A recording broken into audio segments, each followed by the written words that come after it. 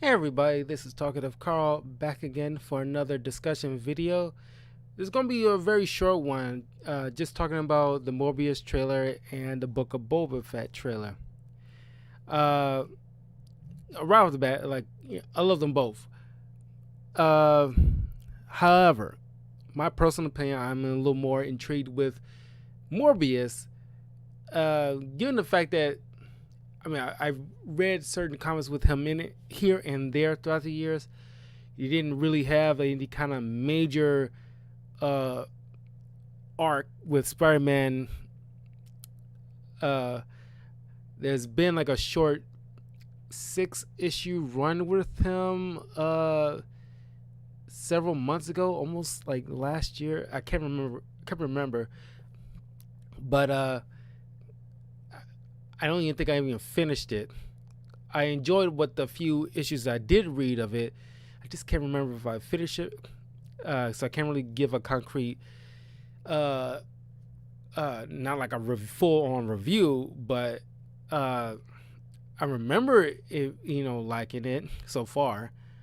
But honestly, what I remember of Morbius was from the '90s Spider-Man TV show on Fox, and it was enjoyable, with his little arc doing the whole this whole eugenics thing, where it's like Michael Morbius had this debilitating disease, utilizing this eugenic recombinator or something like this big old like science gun like thing that when we fire it shoots some type of radiation into a particular animal, and if that animal bites you, you take on the qualities of that, or at least abilities of that animal.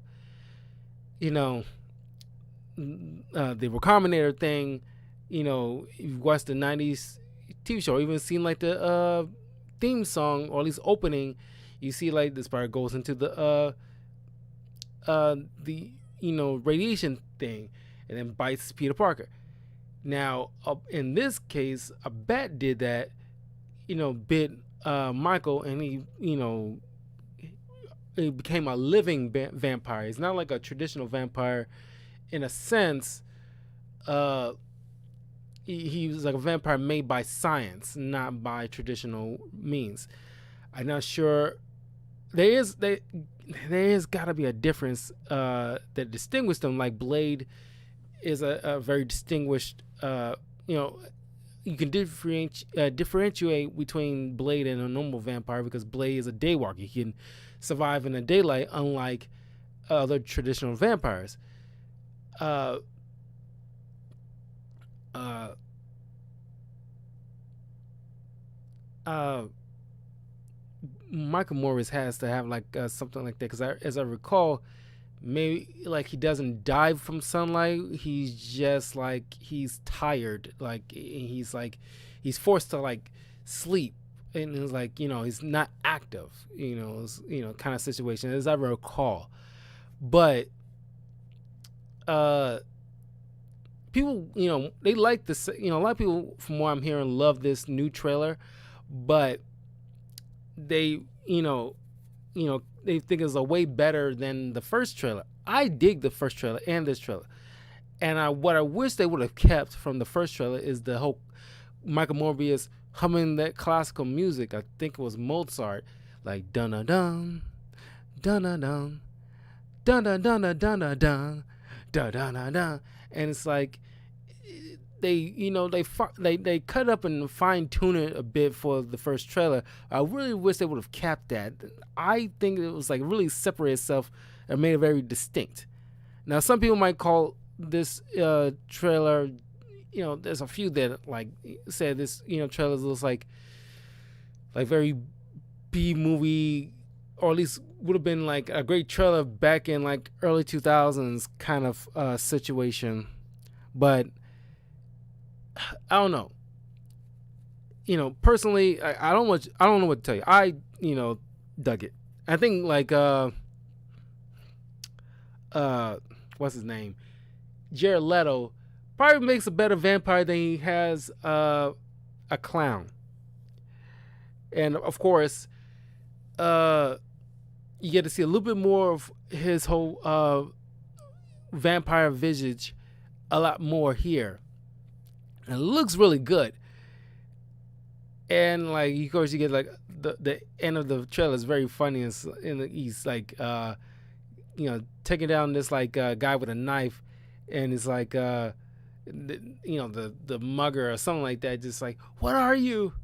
I am Venom. Just kidding. Dr. Michael Morbius at your service. And I like that. That was pretty fun. So obviously, that's not the only Easter egg you get at this. You get like the vultures in this, like you already seen in the first trailer, and like the clue to Venom. Venom is established. Then you get like a graffiti artwork of Sam Raimi's Spider-Man, Tobey Maguire's Spider-Man. Then you read a newspaper, Daily Bugle newspaper, and they're referencing Black Cat and the Rhino from like the Andrew Garfield Spider-Man. Then you get to see an Oscorp building, and it's like my only issue, and I think it's an issue for a lot of people, where is this set? Because this movie is coming out in January, while Spider-Man No Way Home was coming out in December. Now, because it's the damn pandemic, this movie was supposed to come out before Spider-Man No Way Home. Now, I'm pretty sure in combination with the whole pandemic and making sure the Eternals come out first to give it, some breathing room, maybe those in combination, then cause it to have to be pushed, further into January, where it doesn't really have competition. But there's a lot of people who might look down on it because January releases of movies aren't really held in like very esteemed regard. But like, I'm still looking forward to it. It's like, I was already intrigued from the first trailer, and a lot of people was poo-pooing it because of Sony, and like, some people didn't really care for Venom, and currently, or more recently, Venom 2, like so. But it's like, the first Venom movie made like $1 billion. We all was like poo-pooing it because it was Sony for God's sake.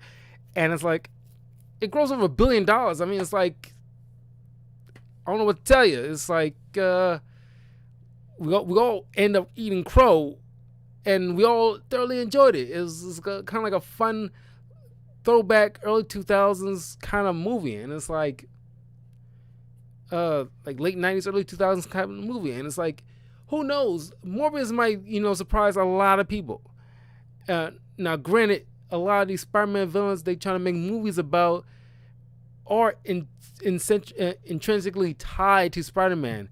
And somehow they made it work with Venom in the first movie. I mean, work, put that in quotations, but it just skated by. But, it still informs the character. They have to be, I won't say they have to be, but he's an important factor in their story. But I imagine like we all will be surprised by Morbius. Keep an open mind about it, because I don't know. I was talking to my coworkers a couple of days ago, and it's like, from what we remember from Michael Morbius, if you ever watched the 90s TV show, he had these little, because of course it was a 90s TV show cartoon, for kids. You can't have a vampire, biting someone's neck and drinking their blood. And you can't even say blood, even in the show, even though the theme song had the word spider blood in the theme song, which is very odd.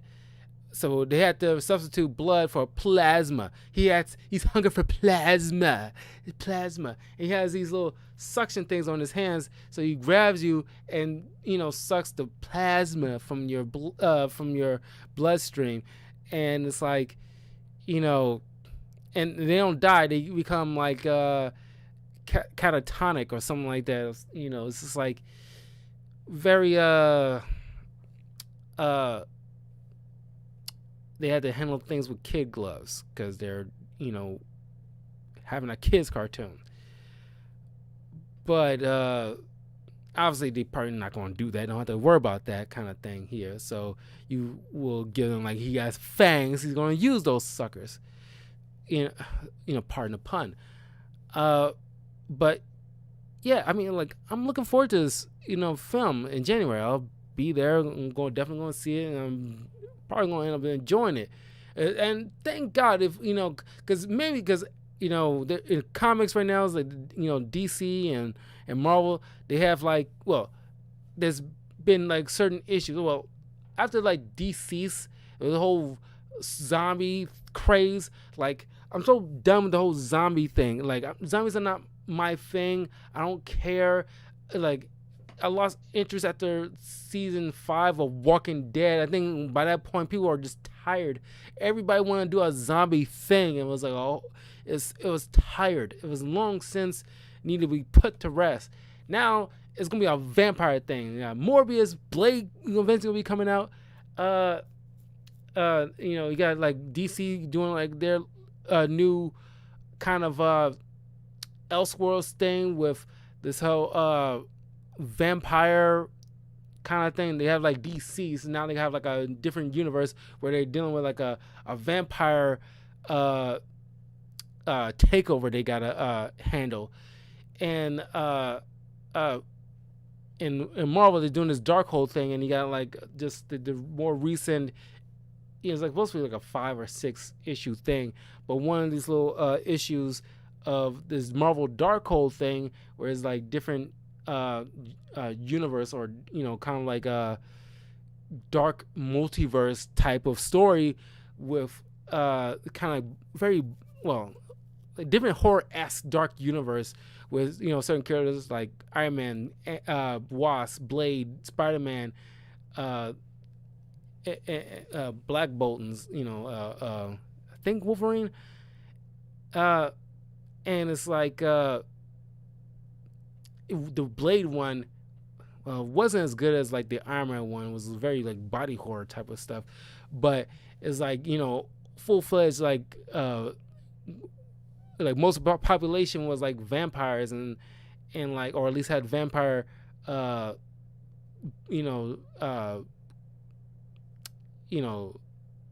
like evil vampires, but just vampiric for the most of the population. Blade just just without any, because he has a job, he kills vampires, no ifs ands or buts about it, and like doesn't matter to him who you were. He just straight up like, because in the comic it was Amadeus Cho who had vampire qualities, and he still had he's still Amadeus Cho, he's just a vampire, and like he's not evil or taking down like any innocent person. But Blade, just slight spoiler to that issue, Blade just straight up like just murders him, doesn't give a fuck. And I don't know how that's dark universe as for Blade. It could have been done a whole lot better. Don't really care for that issue all that much. It could have done a whole lot with that. But it's the vampire's time is the point I'm driving at. It's like, no more fucking zombies. I'm done with zombies. Zombies are like, put them to rest. That's it. Don't care no more. This whole zombie craze is ludicrous. It's like, it should have been, it's done decades ago. Now give us some vampires, like vampires. Give them like a good 5 years or so. I don't want to say that long, but give them a couple of a year or two, and then move on to like werewolves and something like that. Give them a turn. Like we spent too much time in pop culture with zombies, with games, comics, TV shows, movies. It became too much. But yeah, I'm looking forward to Morbius. Hopefully, it sparks more vampire stuff in pop culture, and revitalize that that craze. Just hope they don't milk it more beyond to the point where they're already dead. All right, now like the Book of Boba Fett, that it was intriguing. I definitely want to check it out. It's coming out on Disney Plus on December 28th, I think. And I don't know if I'm still gonna be doing like videos. I might, because I was torn with the idea of taking like a bit of a break, you know, a few days after. I mean, it's like maybe half of a week after Christmas Day to give myself a bit of a break from streaming. But I don't know. I'm not gonna do like 2 episodes in one video. Um, for like a review. Maybe that's what I'll do. But the trailer, I mean, it's definitely like a springboarding off of the Mandalorian. Easily, one of the best TV shows out there, and curious to know, if they're doing like a season 3, how that is going to work with Grogu. Spoiler alert: Grogu's now with Luke, being trained by him, and making a new Jedi Order and everything like that. How's that going to work? And of course, Ahsoka doing the whole thing with like her show, and then like Obi-Wan show. Those are all I'm more interested in. Book with Boba Fett. Everybody loves Boba Fett. Boba Fett is cool, but it's like, I don't know, sure. Like part of me, until I see it, part of me feels like, okay, wasn't necessary to make a Boba Fett TV show. Like, he's cool, but is he cool enough to warrant like a full-fledged TV show for himself? It's like, I don't know. I could be wrong, could be my own words, but I'm not sure. I'm not saying I'm not invested in per se.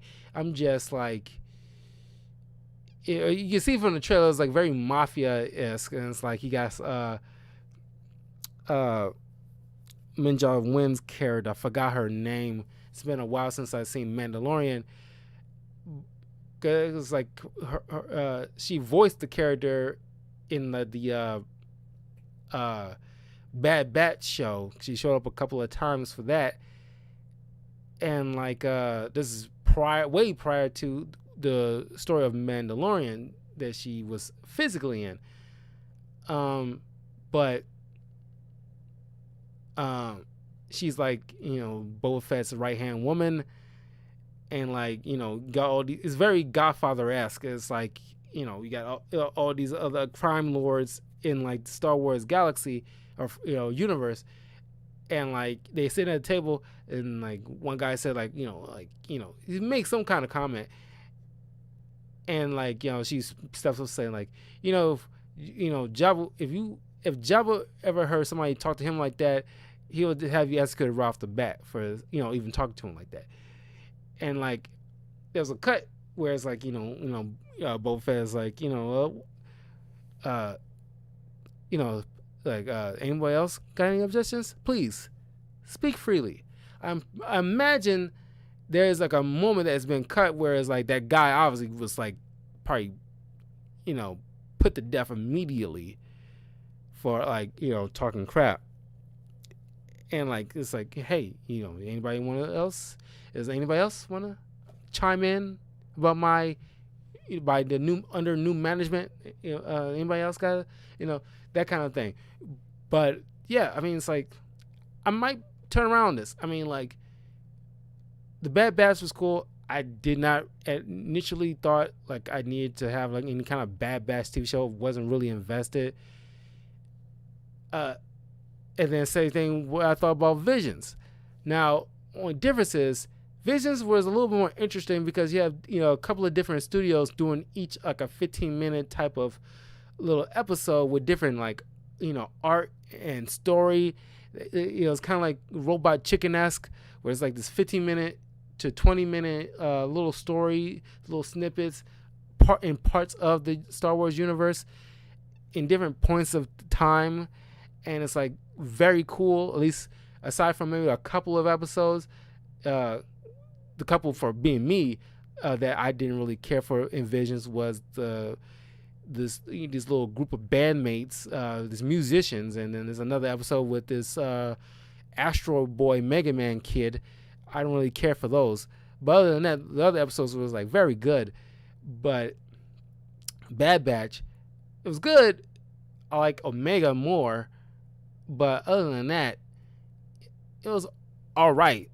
Definitely not one of, like, something I go back to. I mean, like, you know, that's how I feel about, like Rebels and Clone Wars. Like, I haven't gone back to them in so long. I've seen, their, those seasons like at least once each. I never really came back to those. I could definitely see myself rewatching certain episodes of Visions. So maybe like I get turned around just slightly for the Book of Boba Fett. Given the fact these are like the same people who was putting out the Mandalorian, and I love Mandalorian, so we'll get something like that here. But like, I don't know. Like I said, hopefully I'm getting turned around on that.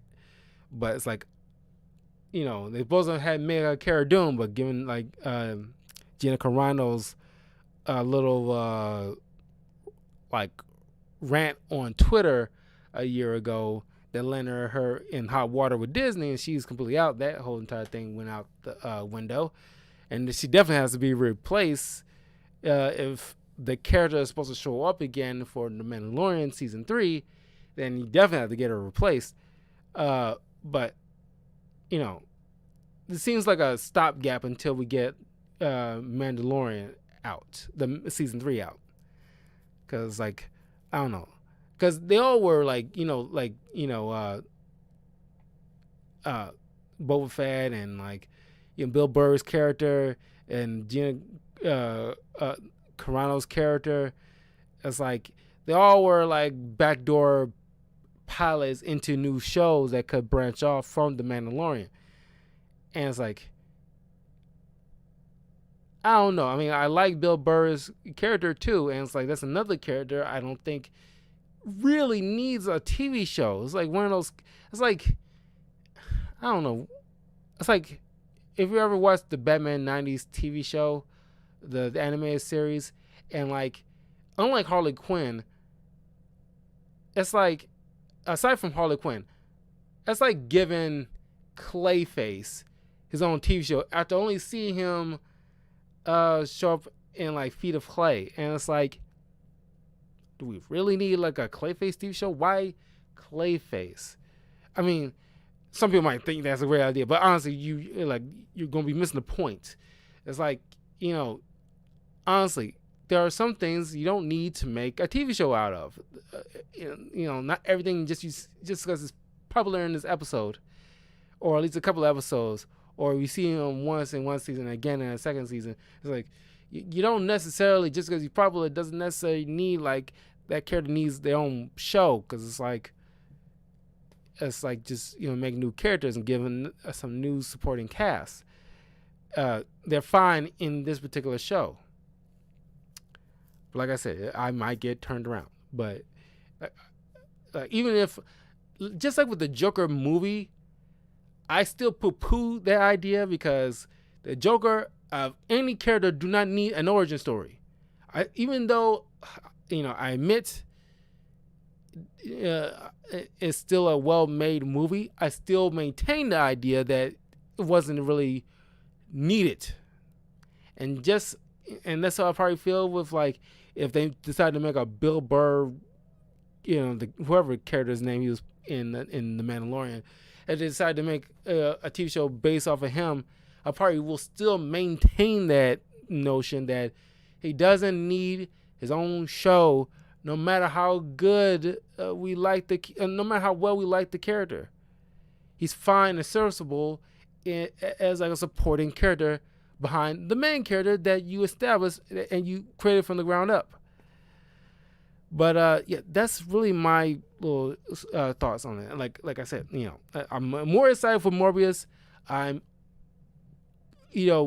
relatively excited for Book of Boba Fett. I still want to see it. Check it out. Same people from Mandalorian, so it will no doubt probably be good. I love Min-Na Wen, honestly, to be perfectly honest. I love that actress. Let me know what you guys think about these two trailers. Leave a like, comment, subscribe, all that good stuff to Talking to Carl on YouTube, Twitch, and Twitter. I wrapped up my Eternal spoiler review. You can check that on the YouTube channel as well. Let me know what you think of the film. If you've seen it, whenever you've seen it, try not to spoil it right away. But, well, only leave a comment if you've seen it. If you haven't seen it, it's like I already mentioned, full, like letter is like full spoiler review. So don't waste your time coming to the video because you will be spoiled. But if you have seen it, come on by, leave a comment below, let me know what you think. Don't be a dick and spoil it for anybody. And if you haven't seen it, don't spoil it for yourself. Anyway, and let me know what you think about the trailers. Like, are you excited for Morbius? Are you not excited? Are you excited for Boba Fett? If you're not excited, please let me know. And yeah, and this gonna be my final video for a while until I come back from my trip. So I'll see you guys Monday. It'll probably be in the future sometime. And yeah, I'll be going into Guardians of the Galaxy game.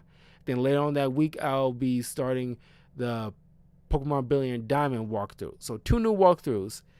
And I'll be getting started my... by that week, I also will be getting started on trying to get a new chaotic lore video for this month. Well, scratch that. Oh, yeah, that. And I'm going to need to start at some point next week, the Delia's the last few episodes of season 2 of Delia's War watch along.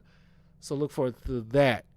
So like I said, must need a break. Just hanging out in Vegas, gonna have some fun, unwind a bit, and then come back. I'll be on vacation from my day job, so I have like a nice long week of pumping out some videos for you guys. I wrapped up Horizon Zero Dawn on my walkthrough on that on the channel. Same thing with Miles Morales Spider-Man PS5 version. I got that on the channel, and some new Phoenix Wright Ace Attorney trilogy game. I got at least got case number 4 finished and is on the channel, as well as 1 through 3. They all on the channel as well. So if you want to check those out, please be my guest. And now I am officially signing off. See you guys Monday. Take care. Be well.